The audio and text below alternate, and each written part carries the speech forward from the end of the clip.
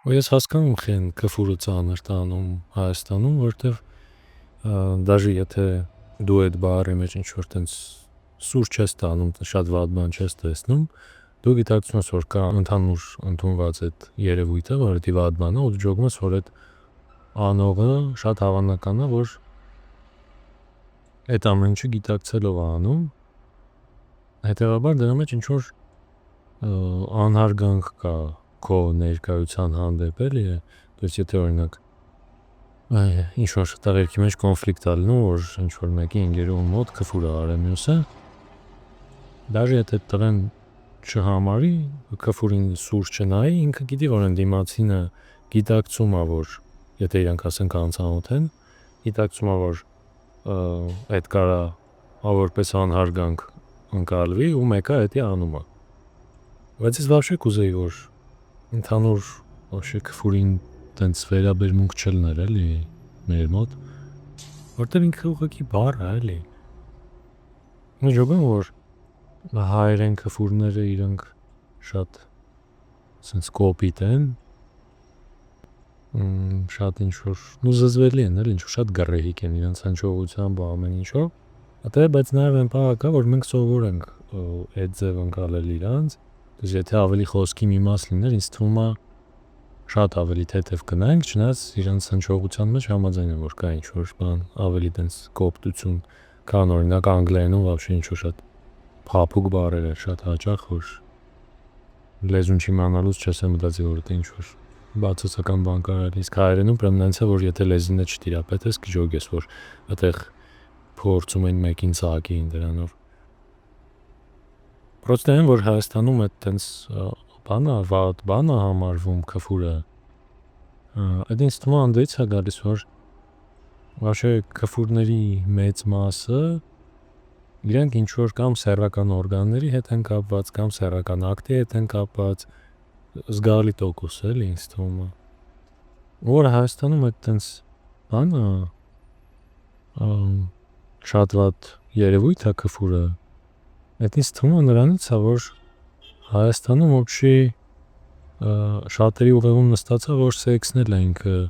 վատ երևույթ, ու դրա համար այդ բանով, այդ երևույթով կարելի է ուրիշին վիրավորել։ Չնայած որ ինքը իրանով սեքսը լավ երևույթ է ու հաճելի բան է։ Ու եթե պրոստ թեկուզ բնության տեսենք, նայենք, ինքը սերունդներ շարունակելու միակ միջոցն է։ Բայց Հայաստանում չգիտես խի որոշել են, որ դա ինչ-որ, ունես չգիտես խի, bez դե։ Բայց ամեն դեպքում ոչ արդարացի, այդ դրան տվել են ինչ-որ բացասական ու կեղտոտ արժեք, ու դրա համար այդ բառերն էլ են իրանք ավտոմատ դառնում այդ կեղտոտության մի մաս, հետաբար դառնում են արդեն վիրավորական։ Ավելի այդ հարցում բաց երկրներում սեռական հարաբերությունները նորմալ բան են համարվում։ Դրա համար այդ բառերն էլ այդքան կոպիտ ու գռեհիկ չեն հնչում։ Ու դրա համար էլ այդ բառերը ավելի օքեյ է օգտագործել պրոստը խոսքի մեջ ու չմտածել, որ քեզ հեսա կարող է դանական են դրա համար։ Որ նայում ես вообще որ երկրներում է տենց սուր ընկալվում հայհոյանքները, այդ հիմնականում կամ միգուցե բոլոր դեպքերում, պրոստը ինչ որ մտքից գալիս է բոլոր դեպքերում, այն երկրներն են, որտեղ հենց սեքսն էլ է ինքը ինչ որ տաբու։ То есть այդ ինչ որ բան է, որ ընդունելի է մենակ ընտանիքում երեխա ունենալու դեպքում, մնացած բոլոր դեպքերում դա վատ բան է, այդ ինչ որ նվաստացնող բան է եւ այլն եւ այլն։ Ու այն որ մենք սենց սուր ենք տանում այդ հարցը, ինչ որ պատվի մի մաս ենք, ոչ ու պատվի հարց է մեր համար այդ ինձ թվում է ազգի համար вообще հպարտանալու տեղ չի, էլի։ Այդ պրոստը փակ լինելու մասին է խոսում։ Ունես չի ես ասում եմ, որ սենց միանգամից պետք է То есть եթե միանգամից բոլորը այդ հարցին ասպասելիորեն ինչ որ բաց նայեն ու սկսեն դուսը աճ ու ձախ կֆուր անել, բարձր, այդ մեկը տհաճ է ընկալվելու թեկուզ իմ համար, որտեվ պրոստը դրան սովոր չենք։ Բայց որ ժամանակի ընթացքում այդ ավելի սովորական կարա դառնա ականջին ու տենց ուշադրություն չդարձնես ու այդ բառերի այդ գրեհիկությունն է սկսի պակասել, որտեվ այդ հայհոյանքները իրենք պրոստը ինչ-որ էմոցիա արտահայտելու միջոց են, էմոցիաները արտահայտելն է բնական բան է, ոնց որ տարօրինակ է, էլի որ սաղ բառերը հորինվել են մարդկանց կողմից, հետո այդ հորինելուց հետո որոշել են առանձնացնել մի հատ բառերի խումբ, որը տիպը եկեք էլ չօգտագործենք կամ եկեք մենք օգտագործենք, դուք մի օգտագործեք, մենք է ձեր մոտ չենք ու ձեր ներկայությամբ չենք օգտագործի։ Вообще даже ոչ փողոցային կյանքում էլ, даже փոքր վաղտվանից ամեն մեկի տանը այդ ինչ որ այդ էլ ինչ որ տաբու, որ երեխան հանկարծ տենց բառ օգտագործի, ու ինձ թվում է այդ էլ կարա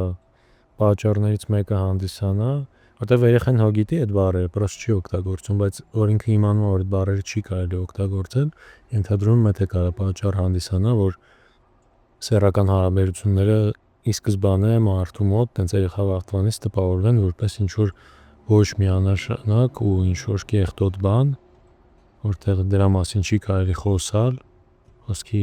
տանը ծնողները ձևացնում որ տենց բան вообще գոյություն չունի, то есть այդ թեման ամեն ձև շրջանցվում է, սեռական դաստիարակություն գոյություն չունի, տելևիզորով երբ որ տենց տեսարաններ են միանգամից փոխվում է ալիքը, Պարզ չգիտեմ, էլի ես չի ես ասում տենց որ կա, ես ջոգում եմ որ եթե տելևիզորը խոսի տենց տեսարանը ծնողներին կարա նիլովկի լինի, ու երեխաները կարա նիլովկի լինի այդ նայել, բայց այդ ամեն ինչի համագումարը բերում է նրան, որ երեխա վաղտվանից տպավորություն է ստեղծում, որ այդտեղ ինչ որ վատ բան կա, պլյուս Հայաստանում առավել էս որ ոսկի կանայք вообще պետքա սեռական հարաբերություն երբեք չունենան, даже в общем միշտ հավերժ պետք է կույս լինեն, даже երեխա ունենալուց հետո եթե հնարավորություն կա կույս լինելու, вообще իդեալական սուրբ մարդ կլինի, իսկ տղամարդկանց մոտ այն պահը կա, որ այդ общий крутой բան է,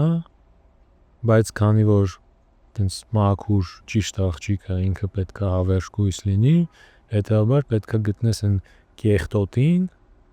ում հետ որ էդի կարելի է անել։ Հայաստանում որպես կանոն կեղտոտը համարվում է մարմնավաճառը, ու արդեն տղերքի մոտ տպավորություն է ստեղծվում, որ այս գործողությունը կարելի է անել այս վատ տեղում, իսկ այն լավ տեղի հետ այդ կապ չունի, то есть այն մաքուր աղջիկը ոչ մի կապ չունի դրա հետ, այս մարմնավաճառը, որին ոչ մեկ չի հարգում, իր հետ կարելի է, հետեւաբար ստացվում որ այս գործողությունը, որը դու անում ես, ինքը իր մեջ էլի ինչ որ մաքրություն չի կրում։ Չնայած ինձ թվում է որ սեռական հարաբերությունները իրանք ակրա շատ մաքուր բան են իրանց որպես երևույթ էլի, բայց հաշվով իմ կարծիքով լավագույն տարբերակում իրանք սիրո մասին են, սեր արտահայտելու մասին են։ То есть իրանք սեր արտահայտելու մասին են ու իրանք սեր արտահայտելու ամենա ուժեղ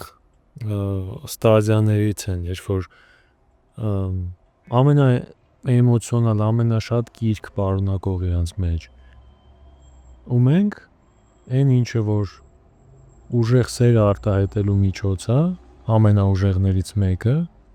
այդ դրան տալիս ենք կեղտոտության գնահատական, որի արդյունքում ինձ թվում է Հայաստանում սիրո մասին պատկերացումներն էլ են խեղաթյուրված, երևի եթե այդ բառը ճիշտ գիտեմ ինչ է նշանակում։ Ճիշտ գիտեմ։ Մեր երկրում դե որ ասում Հայաստանում բարձ չի նկատնում Հայաստանի Հանրապետության քարտեզը ու իր մեջ ինչ մտնում է այդ ամեն ինչը, նկատնում եմ մշակույթը ընդհանուր, բարձր որ բոլորի մոտ տենց չի, ու даже ահագին մարդկանց մոտ տենց չի։ Ու դա էլ է դժվար հասկանալ իրական, որտեղ դու ինչ որ քո շրջապատն ես ձևավորում ու առնչվում ես մեծամասամբ քո շրջապատի հետ ու իրանց շրջապատների հետ, որտեղ կա ինչ-որ նմանություններ, բայց հետո կարաս բախվես լրիվ ուրիշ բան, դրա համար դժվար է ենթադրել շատ են տենց մարդիկ, թե չէ, բայց ինձ թվում է ամեն դեպքում մեծամասնության մոտ սիրո պատկերացումները շատ հեռու են ինչ-որ էմոցիոնալ բանից ու ավելի շատ ինչ-որ ռացիոնալ բաներ են, ավելի շատ ինչ-որ հստակ կոնկրետ պատկերացումներ ու գործողություններ են, թե ինչն է նշանակում սեր։ Այսինքն շատերի համար ինչ-որ սիրել կարա համարվի օրինակ կողքից տենց կարան մարդիկ որոշեն, որ սերը եթե ինչ-որ տեղեր է տանում ամուսինը կնոջը ենթադրենք, խոսքի իր համար մեքենա է առնում, լիքը փող է աշխատում, ամեն ինչով ապահովում է, բայց այդտեղ ոնց որ այդքան կարևոր չլինի, որ այդ տղամարդը խոսքի ծեծում է իր կնոջը, չի ուզում կպնել իր կնոջը,